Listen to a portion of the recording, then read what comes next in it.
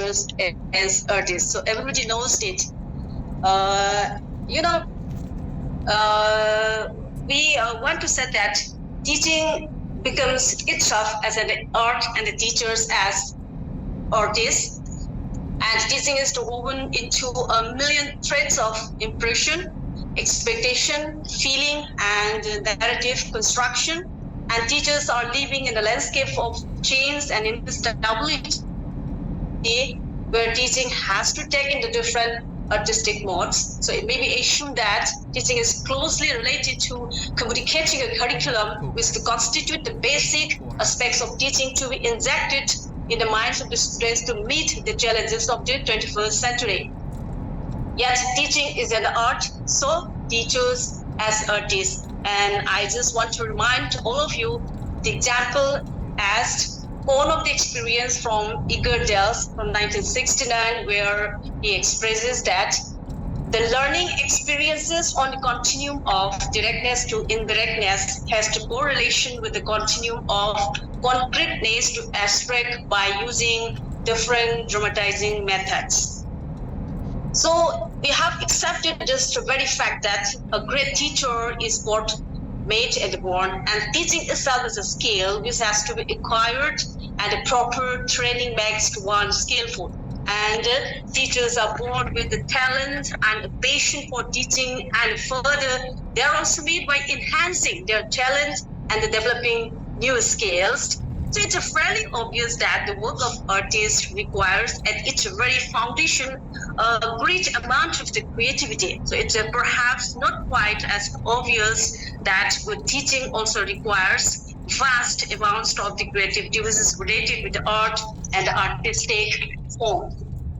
And teachers' artistic and pedagogic aims are to produce a beautiful character, and the teachers with the artistic value at the teaching have a technique different from that of any ordinary teacher. And for this reason, the teachers are the versatile in the ways and the means of their craft. So their teaching life seldom seems to repeat itself. So every moment, every topic, every human mood is a new challenge to their resourcefulness.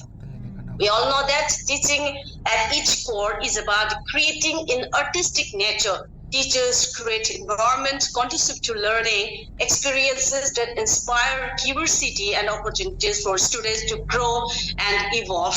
And teaching itself is an art or the foundation of science, where there is artistry in the way teachers to connect with the students and foster their understanding. Whatever we are talking is from the perspective or from the lenses of Bachelor of the Education, a professional course where we have been taught about the school internship, about the enhancement of the professional capacities. So different papers, it may be of reading and reflection and the art education, aesthetic values, so many different papers we have been teaching to the students. And through that lens, we want to say proudly that teaching itself is an art, and we, the teachers, are as artists.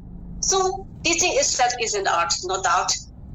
And the National Education Policy 2020, better known as the 2020 NEP, which was approved by the Union Cabinet of India on 29 July 2020, says that there will be no rigid separations between arts and the sciences, between curricular and extracurricular activities, between vocational and academic streams. The objective is to give equal emphasis on all subjects: science, social science, arts, languages, sports, mathematics, with the integration of the vocational and academic streams in the school. It is about the teachers teaching and artists' art is an art. So teaching is an art. So teaching is an art when the teachers must bring themselves fully into their teaching. They need to find methods and strategies that work best for them. What works for one teacher may not work for another. So we have the different key points that prove that teaching itself is an art, and we the teachers as the artists. First one is the creativity. So everyone knows about the creativity. So it plays a crucial role in the art of the teaching. Second, we know that is the personalization. That is, the artists infuse their work with their unique style and their perspectives so as to form a new innovation. And the third, everyone knows it is the adaptation. And the adaptation, so we can say one who does teaching in the classroom for students is a teacher, and one who does art forms in the public for audience is an artist. We can say like that. And about the intuition and the scale, the effective teaching requires a blend of intuition and the scale. Teachers must be able to read the students' understanding and adjust their approaches and the impact and the interpretation. Just as art can evoke powerful emotions and spark new ways of thinking, teaching has the potential to inspire, motivate, and transform students. That teaching is a physical process like art. So teaching is a physical process, and regarded from a certain point of view is admitted. So teachers make use of their own bodies, then of the bodies of their students, of sound waves, of the classroom, books, apparatus, etc., etc. And we use our students as human teaching as means active participation of the student. And sometimes we use the infrastructure of the school building itself as a teaching aid. And teaching is an intellectual process like art. So teaching is an intellectual process also, and none will care to deny to teach with the instruct or the ability to think. And the teaching is a personal process as done by an artist. Teaching is also a moral, a personal, or a spiritual process. So teachers must also admit that teachers are influential persons and the students are susceptible persons. And in teaching, there is an interchange of personality between the teachers and the taught. And the teaching is the work of art, no doubt. So teaching is or may become a work of art as teaching imitates and represent ideas or ideals, and it shapes life in accord with those ideas. And the art, the aesthetic value of art and the teaching, we have different aesthetics value. First one is the objective, everyone knows it. And second one is the intrinsic, which is disinterested, immediate, contemplative, not utilitarian, mediate, then practical or even moral. So the frame of the picture and its two dimensions separate it as the work of art from the practical world in which we are living.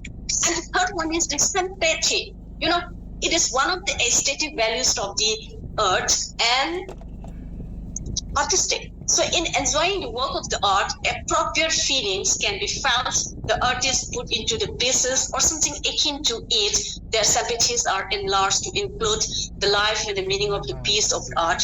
Fourth one is self-illusion, where a fine portrait seems to be in the presence again, to feel its spirit, to share its atmosphere, to realize its ideals in consist of the self-illusion. And last one is the pain or the melancholy. So in the enjoyment of this aesthetic value. So it's obviously minor strengths of the music of life.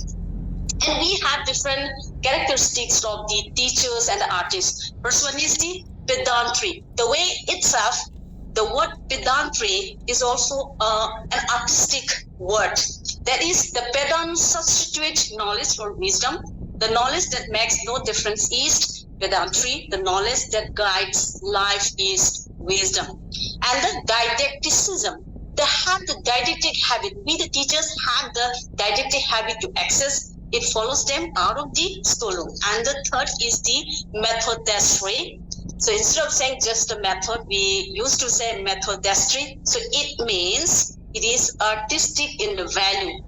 So not that teachers can dispense with the method, but they cannot rely mainly upon it. Not that method is unimportant. Their devotion to method tends to make their work mechanical instead of vital. So it puts routine into work. Methods we the teachers must indeed have, but as servants, not as the master. Then the traditionalism. So teachers are among the conservative members of the society. They teach what is the norm, the present and the past, mainly the past. The goal towards which they are or are today moving really comes within their ken. So we cannot build the future of our children, but we can prepare our children equipped with the knowledge, enough knowledge so that they can meet the challenges of the future. The omniscient air, that is, the teachers are not more conscious of the knowledge than of the ignorance. The non-teachers emphasize and they communicate. The unknown which is far vaster, they scarcely realize. So students get from them too often the impression that they know it all and there is not much left of the value that is unknown. Then the gratuitous discipline. So teachers as adults tend to maintain a kind of gratuitous discipline among the students or the audiences. The rules for order are based not so much on the moral principle as on what is convenient or not annoying to themselves. Then